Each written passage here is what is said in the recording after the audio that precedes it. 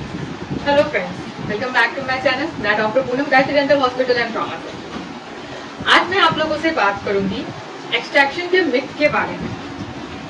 बहुत से पेशेंट मुझसे ये क्वेश्चंस करते हैं कि दांत निकलवाने के बाद मुझे बहुत दर्द होगा, या मैंने सुना है दांत निकलवाने के बाद बहुत ब्लीडिंग होती है, फूल जाता है, स्वेलिंग होती है, इन्फेक्शन हो जाता है। बहुत तरह के मिथ है, यानी बहुत तरह के क्वेश्चंस जो है वो पूछते हैं कि एक्सट्रैक्शन होने के बाद होता है ऐसा ऐसा। तो आज मैं इस टॉपिक में, इस वीडियो में यही टॉपिक क्लियर करने वाली हूँ कि एक्सट्रैक्शन होने के बाद आप जो सोच रहे हैं कि हाँ मुझे ये कॉम्प्लिकेशन आ सकते हैं, वो क्यों होता है या वो नहीं होता है, या अगर होता है तो उसका क्या कारण है। आज मैं इस वीडियो में यही आपसे बात करने वाली हूँ। तो ये वीडियो बहुत ही इंफॉर्मेटिव है, लास्ट तक जरूर बने रहें। हो सकता है कि आप भी ये सोचते हो कि हाँ दांत निकलवाने के बाद ऐसी कंडीशन आ सकती है, और हो सकता है कि वो आपका एक मिथ हो, गलत बात हो जो आपने अपने दिमाग में बना रखा है या किसी से सुना है। तो आज मैं इन सब बातों को क्लियर करूंगी। तो मेरे इस वीडियो को जरूर लाइक कीजिए, शेयर कीजिए, और मेरे चैनल पे न्यू है तो जरूर सब्सक्राइब कीजिए, बेल आइकन जरूर दबाएं ताकि मेरे आने वाले जितने भी वीडियोस हैं उसके नोटिफिकेशन आपको मिलती रहे। और अगर आप हमारे क्लिनिक में कोई भी अपॉइंटमेंट बुक करना चाहते हैं तो नीचे दिए हुए नंबर पे आप कॉल करके बुक कर सकते हैं। और अगर आप कुछ कंसल्ट करके अपने डॉक्टर से पूछना चाहते हैं तो आप दिए हुए नंबर पे कॉल करके आप पूछ सकते हैं। तो चलिए हम आज वीडियो स्टार्ट करते हैं। तो सबसे पहले जो कॉमन है, जनरली लोग सोचते हैं कि दांत निकलवाने में बहुत पेन होता है। बहुत लोग इस डर से दांत नहीं निकलवाते हैं कि मुझे तो दांत निकलवाना नहीं है क्योंकि बहुत दर्द होता है, मैंने सुना है बहुत दर्द हो रहा है, इससे सुना है बहुत दर्द हो रहा है। तो मतलब पेन ड्यूरिंग ट्रीटमेंट। तो मैं आपको ये बात क्लियर कर देती हूँ कि ट्रीटमेंट के दौरान पेन नहीं होता है, ना के बराबर पेन है। आपको अगर कुछ महसूस हो रहा है तो वो दर्द नहीं है, वो एक खिंचाव है जो कि दांत को हम सॉकेट से जब निकाल रहे हैं तो वो खिंच रहा है, इसके कारण दर्द होता है। बेसिकली हम जब दांत निकालते हैं तो उसके आगे हम पहले एक एलए यानी सुन करने का इंजेक्शन देते हैं। वो इंजेक्शन इसलिए दिया जाता है ताकि आपका दांत, वहाँ का टिश्यू, वहाँ के नर्व सारा जो है वो एनेस्थाइज यानी सुन हो जाए। उसके बाद हम दांत निकालते हैं। उसके बाद हम पेशेंट से आपको 10 मिनट का टाइम भी देते हैं, यानी पेशेंट को 10 मिनट का टाइम दिया जाता है कि पूरा एनेस्थाइज हो जाए। फिर उनसे कंफर्म किया जाता है कि क्या आपको भारी लग रहा है, क्या अभी भी आपको दर्द है या नहीं है। तो ये सब बात हम क्लियर करने के बाद ही हम दांत को निकालते हैं। तो इसलिए ये सोचना कि ट्रीटमेंट के दौरान मुझे पेन होगा, तो ऐसा नहीं है, ये गलत है। ट्रीटमेंट के दौरान बस सुई देने के टाइम में आपको एक चुभन होती है, उसके बाद वो भी नहीं होती है, वो भी कुछ मिली सेकेंड्स के लिए होता है, और उसके बाद वो कोई चुभन नहीं होती है और कोई भी पेन नहीं होता है। हाँ, कभी कभी आपको एक माइन्यूट सा पेन होगा जब आपका इन्फेक्शन बहुत ज्यादा है, पस बहुत ज्यादा है, उस टाइम पे आपको एक माइन्यूट सा पेन हो सकता है, लेकिन वो आप अपने डेंटिस्ट को उसी टाइम बोल सकते हैं। वो आपका ट्रीटमेंट रोक के आपको वापस से एलए का इंजेक्शन देते हैं और फिर आपके ट्रीटमेंट को कंटिन्यू किया जाता है। इसीलिए ये सोचना कि एक्सट्रैक्शन के टाइम में बहुत ज्यादा पेन हो रहा है तो ये गलत है।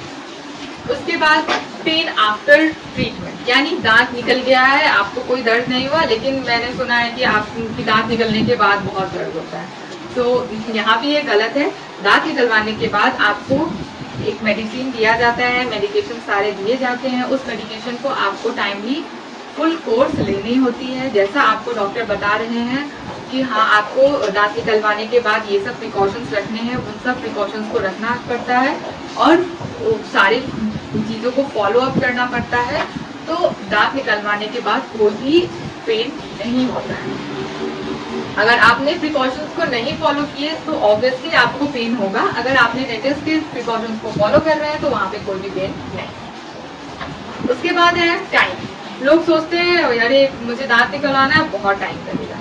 तो टाइम का भी कोई इश्यू नहीं है। बेसिकली दांत निकलवाने का टाइम जो होता है वो 15 to 20 मिनट का होता है ओवरऑल।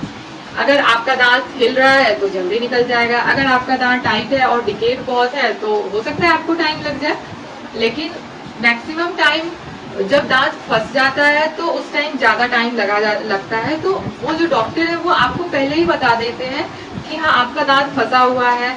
अब जैसे अकल लाड़ के कंडीशन में कि हाँ आपका दांत फंसा हुआ है तो टाइमिंग ज्यादा लगने वाला है, तो ये पहले ही आप अपने डेंटिस्ट से पूछ सकते हैं कि आपको कितना टाइम लगने वाला है या आपके दांत निकलने में कितना टाइम लगेगा। लेकिन बेसिकली 15 to 20 मिनट्स इनफ होते हैं दांत निकलवाने के लिए। उसके बाद है अपॉइंटमेंट, कि कितने बार आना पड़ेगा दांत निकलवाने में, कितना टाइम आना पड़ेगा। तो बेसिकली जब आप फर्स्ट विजिट ही करते हैं और आपका ये क्लियर हो जाता है कि हाँ आपको दांत निकालना है, तो आपका सेम विजिट सेम डे में दांत निकल जाता है। उसके बाद आपको 5 दिन बाद फॉलोअप में बुलाया जाता है रीचेकिंग के लिए, अच्छे से चेकअप हो सकता है, डायग्नोसिस हो जाता है और जो भी आपका सूजन यानी स्टिच दिया गया है उसे निकाल दिया जाता है। और अगर आपके इन केस आप में बहुत सीवियर पेन है, बहुत ज़्यादा पस है, बहुत ज़्यादा इन्फ्लेमेशन इन्फेक्शन है, तो उस केस में आपको 3 डेज का मेडिकेशन दिया जाता है। उसके बाद 3rd डे आपको आना होता है और जो है दांत जो है वो आपका एक्सट्रैक्ट हो जाता है और फिर वही मेडिकेशन आपको 5 डेज फॉलो करना पड़ता है।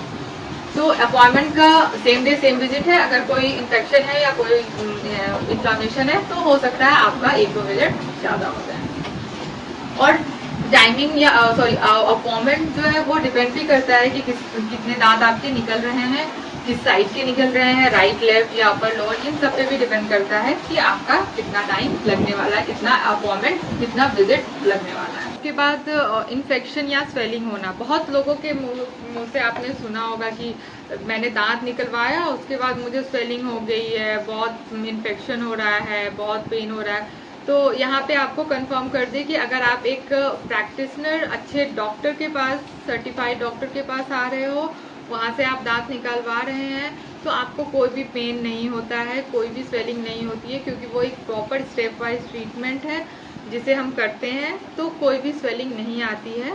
स्वेलिंग उस कंडीशन पे आएगी जब आप एक्सट्रैक्शन के बाद का जो प्रिकॉशंस हैं, जो सावधानी है वो आप नहीं बरत रहे हैं, तो उस टाइम पे स्वेलिंग आती है। और अगर आप किसी लोकल प्रैक्टिशनर के पास जाकर ये काम करा सकते हैं तो हो सकता है स्वेलिंग आए, क्योंकि वहाँ पे साफ सफाई का अच्छे से ध्यान नहीं रखा जा सकता है, अच्छे से एले नहीं दिया गया है, या आपके रूट जो है वो वहीं पे रह गए हैं, तो उस केस में आपको स्वेलिंग आ सकती है। तो स्वेलिंग आना एक्सट्रैक्शन के बाद वो सब आप पे है कि अगर आपने प्रिकॉशंस नहीं रखा है तो वहाँ स्वेलिंग और इन्फेक्शन होने का चांसेस ज़्यादा होता है। और उसके बाद है कैंसर। बहुत लोगों के मुंह से मैंने सुना है, बहुत लोग पेशेंट ये बोलते हैं कि दांत निकलवाने के बाद कैंसर हो जाता है। ये तो बहुत बड़ा मिथ है कि दांत निकलवाने के बाद कैंसर हो जाता है। एक्चुअली में बेसिकली ये है कि अगर आप डिकेड टूथ या इन्फेक्शन से भरा टूथ आप अपने मुंह में रख रहे हैं, सिर्फ मेडिकेशन खा के किसी तरह काम चला रहे हैं और वो टूथ रख रहे हैं, तो वहाँ पे इन्फेक्शन होने का खतरा ज़्यादा होता है, वहाँ पे कैंसरस कंडीशन होने के चांसेस ज़्यादा होते हैं, वहाँ पे बोन या हड्डी गलने के चांसेस ज़्यादा होते हैं। कैंसर कब होता है? जब आपका ऑलरेडी कैंसरस कंडीशन है और मैंने वहाँ पे एक्सट्रैक्शन कर दिया है, तो वहाँ कैंसरस कंडीशन होने के चांसेस बहुत है। लेकिन अगर नॉर्मली अगर आपका कैंसरस कंडीशन नहीं है और आप दांत निकाल रहे हैं, तो आप जो सोच रहे हैं कि अब मुझे कैंसर हो जाएगा, तो ऐसा कुछ नहीं है। एक्सट्रैक्शन के बाद कभी भी कैंसर्स नहीं होते हैं। उसके बाद है हीलिंग। एक्सट्रैक्शन के बाद 3 से 4 दिन में हीलिंग स्टार्ट हो जाती है। आपका मेडिकेशन चलता रहेगा, हीलिंग भी प्रोसेस होती रहेगी। एक्सट्रैक्शन के बाद आपको कहा जाता है कि गर्म पानी में, गुनगुने पानी में नमक डाल के आपको 3 से 4 बार गार्गल करना है। तो इस चीज़ को आप फॉलो कीजिए, ये बहुत ही अच्छा चीज़ है। कह सकते हैं कि एक्सट्रैक्शन के बाद एक रामबाण उपाय है कि जहाँ आप का हीलिंग बहुत फास्ट हो जाता है। और मेडिकेशन जो है वो फुल कोर्स करना है, उसे बीच में कहीं भी छोड़ना नहीं है कि हाँ मेरा पेन खत्म है मैंने छोड़ दिया, नहीं। अगर आपको 5 डेज के लिए, 7 डेज के लिए आपके डेंटिस्ट जितने दिन के लिए आपको मेडिकेशन दे रहे हैं, आपको वो मेडिकेशन पूरी तरह से लेनी है। उसके बाद है ब्लीडिंग, कि एक्सट्रैक्शन के बाद बहुत ज़्यादा ब्लीडिंग होता है, तो ऐसा नहीं है। एक्सट्रैक्शन के बाद आपको सूचर दिया जाता है, आपके जिस जगह से एक्सट्रैक्शन निकाला गया है उस सॉकेट को साफ किया जाता है ताकि आपको कोई भी ब्लीडिंग ना हो। सूचर अच्छे से दिया जाता है, टाँके अच्छे से लगाए जाते हैं ताकि कोई भी ब्लीडिंग नहीं हो। और वही बात कि अगर प्रिकॉशंस जो आपको बताए जा रहे हैं उसको आप फॉलो कीजिए कि एक्सट्रैक्शन के बाद आपको प्रेशर बना के रखना है, थूकना नहीं है, बार बार खांसना नहीं है ज़ोर से, ये सब चीज़ों को आप फॉलो कीजिए तो आपकी ब्लीडिंग होने के चांसेस बिल्कुल ना के बराबर है।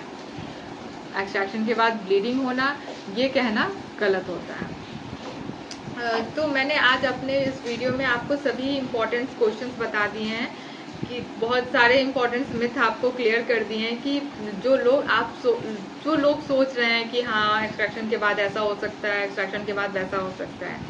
अगर आपके भी मन में कोई क्वेरीज हो, कोई क्वेश्चन हो या कोई मिथ हो जो आपको जानना है एक्सट्रैक्शन से रिलेटेड, तो आप मुझे ज़रूर कमेंट करके पूछ सकते हैं। वीडियो अच्छा लगे तो लाइक एंड शेयर जरूर कीजिए और इसी तरह मेरे नए वीडियोस के नोटिफिकेशन के लिए बेल आइकन जरूर दबाएं। Thank you, stay safe and stay healthy.